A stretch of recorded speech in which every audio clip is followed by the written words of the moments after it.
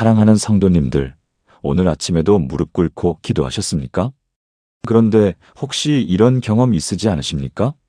간절히 기도했는데도 마음이 여전히 불안하고 밤새 뒤척이며 걱정이 머리를 떠나지 않는 그런 순간 말입니다.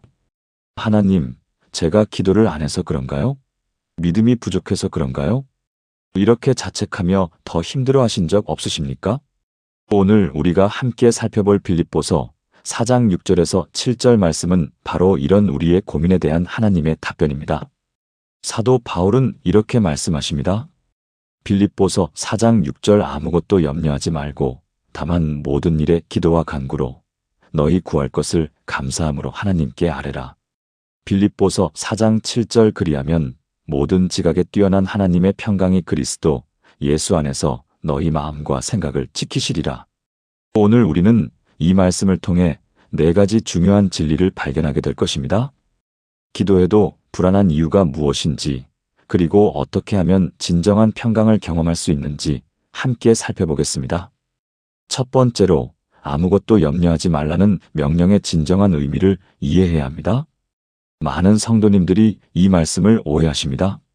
아무것도 염려하지 말라는 말씀이 걱정거리가 없어야 한다는 뜻으로 생각하시는 겁니다. 하지만 사랑하는 성도님들, 이 말씀이 기록될 당시 바울은 어디에 있었습니까? 로마의 감옥에 갇혀 있었습니다.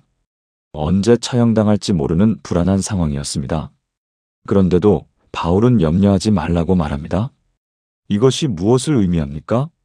염려하지 말라는 것은 문제가 없다는 뜻이 아닙니다. 문제가 있어도 그것을 하나님께 맡기라는 의미입니다. 우리 인생에는 늘 걱정거리가 있습니다. 자녀 문제, 건강 문제, 경제 문제, 관계의 문제들이 있습니다. 이것들을 무시하라는 것이 아닙니다. 하나님께 가져가라는 것입니다. 여기서 염려하지 말라는 원어는 현재 명령형으로 계속해서 염려하지 말라는 의미입니다. 즉, 걱정에 사로잡혀 살지 말라는 것입니다. 많은 분들이 기도는 하는데 기도 후에도 계속 걱정을 붙들고 있습니다. 기도하고 나서도 그래도 만약에 라고 생각합니다. 그래도 안 되면 어떡하지? 라고 불안해합니다.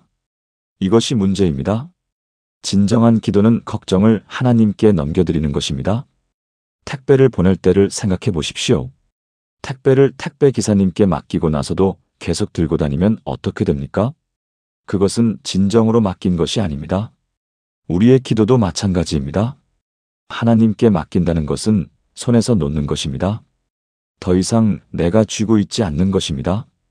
베드로전서 5장 7절에서도 너희 염려를 다 주께 맡기라 이는 그가 너희를 돌보심이라고 말씀하십니다. 여기서 맡기라는 단어는 짐을 완전히 넘겨준다는 의미입니다.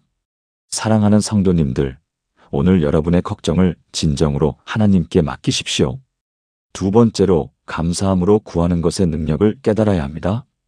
빌립보서 4장 6절을 다시 보십시오. 기도와 간구로 너희 구할 것을 감사함으로 하나님께 아뢰라고 하셨습니다. 여기서 핵심은 감사함으로입니다. 많은 분들이 기도할 때 불평과 원망으로 시작합니다. 하나님, 왜 이런 일이 제게 일어났습니까? 왜 저만 이렇게 힘듭니까? 이런 식으로 기도하면 기도 후에도 마음이 무겁습니다. 하지만 감사함으로 기도하면 완전히 달라집니다. 감사는 우리의 시선을 문제에서 하나님께로 돌립니다. 감사는 하나님의 신실하심을 기억하게 합니다. 감사는 이미 받은 은혜를 떠올리게 합니다. 빌립보 교회를 생각해 보십시오. 바울이 빌립보에서 복음을 전할 때 무슨 일이 있었습니까? 사도행전 16장에 나오는 이야기입니다. 바울과 실라가 빌립보 감옥에 갇혔습니다. 발에는 착고가 채워졌습니다. 등은 채찍에 맞아 피투성이었습니다. 그런데 그들이 한밤중에 무엇을 했습니까? 찬송을 불렀습니다. 하나님을 찬양했습니다. 그러자 어떤 일이 일어났습니까? 지진이 나서 옥문이 열리고 착고가 풀렸습니다. 간수와 그의 온 가족이 구원을 받았습니다. 이것이 감사와 찬양의 능력입니다. 감사는 하나님의 역사하심을 불러옵니다. 데살로니가전서 5장 18절에서 범사에 감사하라. 이것이 그리스도 예수 안에서 너희를 향하신 하나님의 뜻이니라고 하셨습니다. 범사에 감사하라는 것입니다. 모든 일에 감사할 조건이 있어서가 아닙니다. 모든 일 가운데 하나님이 계시기 때문입니다. 어려운 상황 속에서도 감사할 것을 찾으십시오. 이 문제가 있지만 하나님께서 함께 하십니다. 감사합니다. 이 어려움이 있지만 과거에도 하나님께서 인도하셨습니다. 감사합니다. 지금은 힘들지만 하나님께서 나를 버리지 않으십니다. 감사합니다. 이렇게 감사함으로 기도할 때 우리 마음에 변화가 일어납니다. 세 번째로 하나님의 평강이 무엇인지 정확히 알아야 합니다. 빌립보서 4장 7절은 모든 지각에 뛰어난 하나님의 평강이라고 표현합니다. 이 평강은 세상이 주는 평안과 다릅니다. 세상의 평안은 조건적입니다. 건강할 때 평안합니다. 돈이 있을 때 평안합니다. 모든 것이 잘 될 때 평안합니다. 하지만 하나님의 평강은 다릅니다. 모든 지각에 뛰어나다는 것은 우리의 이해를 초월한다는 의미입니다. 논리적으로 설명할 수 없는 평강입니다. 상황은 여전히 어려운데 마음에 평안이 있습니다. 문제는 그대로인데 불안이 사라집니다. 이것이 바로 하나님의 평강입니다. 예수님을 생각해 보십시오. 요한복음 14장 27절에서 예수님께서 뭐라고 말씀하셨습니까? 평안을 너희에게 끼치노니 곧 나의 평안을 너희에게 주노라. 내가 너희에게 주는 것은 세상이 주는 것과 같지 아니하니라. 예수님의 평안은 세상의 평안과 다릅니다. 예수님께서는 십자가를 앞두고도 평안하셨습니다. 겟세마네 동산에서 땀이 핏방울같이 되도록 기도하셨지만 결국 내 뜻대로 마시옵고 아버지의 뜻대로 하옵소서라고 기도하셨습니다. 그리고 평안을 얻으셨습니다. 또 다른 예를 볼까요? 마가복음 4장에 나오는 이야기입니다. 제자들이 풍랑을 만났습니다.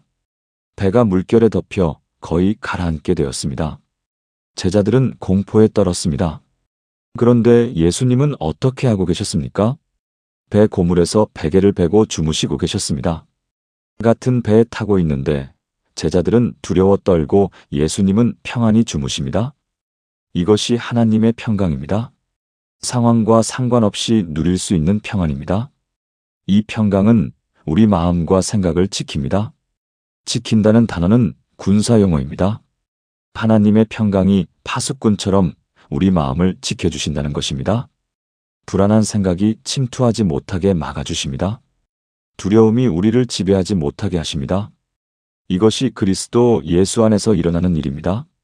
네 번째로 이 평강을 실제로 경험하는 방법을 실천해야 합니다. 말씀을 아는 것과 경험하는 것은 다릅니다. 오늘 배운 진리를 어떻게 실천할 수 있을까요? 첫째, 구체적으로 기도하십시오. 막연하게 하나님 도와주세요가 아니라 구체적으로 기도하십시오. 하나님, 이번 달 병원비 300만 원이 필요합니다. 공급해 주옵소서. 하나님, 자녀의 이 문제에 대해 지혜를 주옵소서. 구체적으로 아뢰 때 하나님께서 구체적으로 응답하십니다. 둘째, 기도 노트를 작성하십시오. 기도 제목을 적고 날짜를 적고 응답받은 것을 기록하십시오. 이것이 감사의 제목이 됩니다. 과거에 하나님께서 어떻게 응답하셨는지 보면 현재의 문제도 하나님께 맡길 수 있습니다. 셋째, 매일 감사 훈련을 하십시오. 아침에 일어나면 3가지 감사 제목을 말로 고백하십시오. 밤에 잠들기 전에 오늘 하루 감사한 일을 돌아보십시오. 감사가 습관이 되면 불안이 줄어듭니다. 넷째, 말씀을 암송하십시오. 오늘 본 빌립보서 4장 6절에서 7절을 외우십시오. 불안이 찾아올 때 이 말씀을 선포하십시오. 아무것도 염려하지 말고 감사함으로 하나님께 아뢰라. 그리하면 하나님의 평강이 내 마음을 지키시리라. 이렇게 선포하면 마음이 달라집니다. 다섯째, 성도들과 함께 기도하십시오. 혼자 기도할 때보다 함께 기도할 때 더 큰 능력이 있습니다. 마태복음 18장 19절에서 20절에 너희 중에 2사람이 땅에서 합심하여 무엇이든지 구하면 하늘에 계신 내 아버지께서 그들을 위하여 이루게 하시리라고 하셨습니다. 함께 기도하면 서로 격려가 됩니다. 함께 기도하면 믿음이 강해집니다. 사랑하는 성도님들, 오늘 우리가 함께 살펴본 내용을 정리해 보겠습니다. 첫째, 염려하지 말라는 것은 문제를 하나님께 맡기라는 의미입니다. 둘째, 감사함으로 기도할 때 하나님의 역사하심을 경험합니다. 셋째, 하나님의 평강은 우리의 이해를 초월하며 상황과 무관합니다. 넷째, 이 평강을 경험하려면 구체적인 실천이 필요합니다. 기도해도 불안한 이유는 기도의 문제가 아닙니다. 기도 후에도 걱정을 붙들고 있기 때문입니다. 오늘부터는 진정으로 하나님께 맡기십시오. 감사함으로 기도하십시오. 그러면 모든 지각에 뛰어난 하나님의 평강이 여러분의 마음과 생각을 지키실 것입니다.